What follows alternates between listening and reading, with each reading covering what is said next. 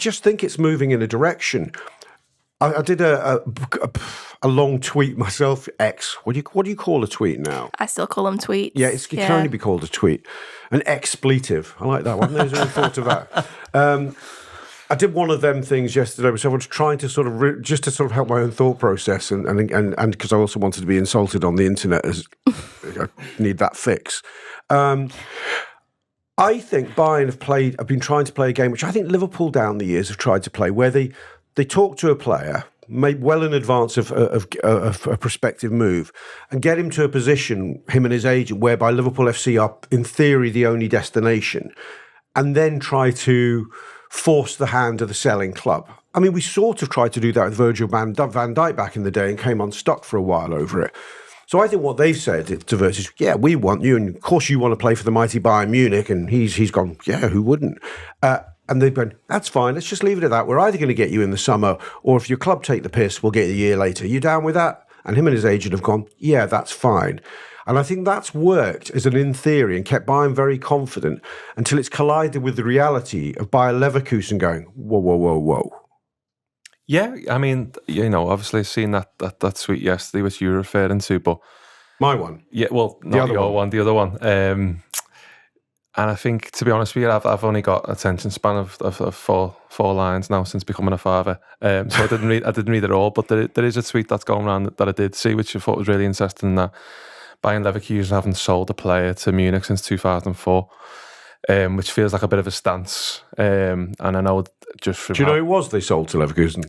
Was it Lucio? Yeah, that prick. Come on. Do you remember? Good knowledge, that, innit? Knocked us out. It's because you read the article this morning, so did I. I didn't. It's because I've dedicated my life to knowing knowledge like that, which suits me no purposes whatsoever. Why is he famous in our history, Mr. Knowledge? Lucio. He scored against Man United. Scored against us. Knocked us out of the Champions League in 2002 semi-final, I think it was. Or quarter-final, sorry. Sorry, I interrupted. Anyway, so you know that fact. Go on. Know that fact, yeah. But I think there's a stance against Munich really coming from the rest of Germany, isn't it? Obviously, we know that they've kind of dominated that league and the money and the players and stuff like that, but it seems like a lot of the other clubs, particularly Leverkusen, Dortmund, Leipzig, are having their little bit of a go with the Red Bull money, aren't they? Where they want it to be more competitive, and they don't want to sell players to the rivals, and I think that's completely understandable. I think fans have kind of had enough of it as well in Germany, so I think that goes in our favour. And I imagine with the deal this big, that there's tons and tons of commercials that come with it as well. I know Muller's just left Bayern, so they'll want a kind of poster boy German Addy wearing forward type player who scores loads of goals, and they've got that there potentially, but so will Liverpool.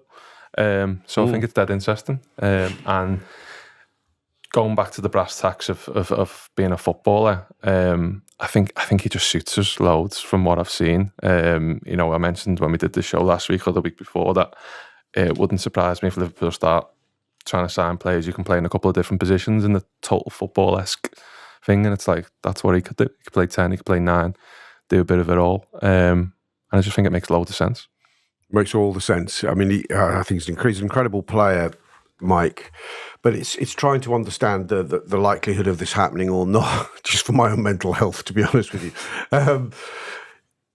I think it would be, I could stay cynical and believe in it's all about Bayern theory, but for the fact that Florian and possibly, or him or his agent, his father, got on the plane and came and spoke to Liverpool directly.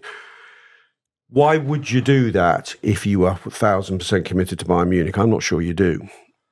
Look, I think you'd be daft to close yourself off to the current champions of England, who are flying, did really well this year in Europe, lost to what could be the potential winners on pens after a period where they were knackered. Look, play really good football, probably suit you. He apparently had chat with Manchester City. Again, they've been up and about, haven't they, in Europe over the last 5-6 years. So, and Real Madrid, all these teams that, like, if they display an interest in me as a player, I'd probably be like, well, yeah, let's see what they've got to say. Unless I'm like playing for Liverpool in my personal position, then it's Liverpool only, Mike, essentially. if you'd given your word to Liverpool, How do you think Liverpool would take it if they then found out you got on a plane to chat to Real Madrid? Who's saying he's give his word? Though I don't think he has. Well, Bayern are saying that more or less. They're all but briefing that. I think that's fair to say. They're out in them, aren't they? I think some of the senior fellas are basically out in them in the press. So I think what he has done is quietly, is in inverted commas, disrespect Bayern. And he's entitled to do so, you can argue. But I think if you're back at Bayern HQ, you're going, fuck me. I thought we had him boxed. He was telling us that we were the only club for him. Could that also just be a reflection of sort of arrogance of them? That like, oh, he said he's interested, so he's ours. Like he may have said, yeah, I'll come, no danger. Put the bid in, get them accepted, I'll be there. Yeah. But he may also have just said, yeah, I'm open to the idea of playing for you. And it's obviously a historic club in Germany, massive, and all that. But him as a player has won the Bundesliga, and him winning the Bundesliga with Bayern will probably be a bit different to winning it with Leverkusen, the way they did. Less special, almost certainly, but still an achievement. And Harry Kane's made up this weekend, just gone by or whatever. He's won a title, but that was born in Bayern's long list of titles. Wirtz may be thinking, yeah, I've said I would be open to, because I think if you're a German lad, you're probably daft if Bayern come in and interested. It would be flattering. And of course, you'd be interested in playing for them. But then also, like I've just said, he might think, I've won the Bundesliga. I might want to go and have a go somewhere else now. And he's still young. He knows he could go back to Germany at some point in the future. I don't get the feeling he would have said, yes, I'm definitely playing for Bayern. I think Bayern are sort of using a little bit of like old school.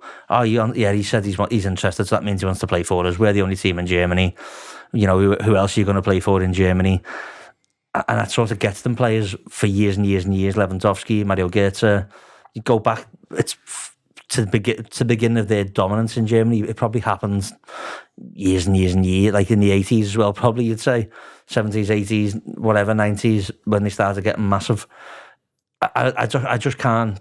I don't think the lad would have said and fully committed to, especially knowing that, what sort of money he could command personally, right, that he could get anywhere else around Europe.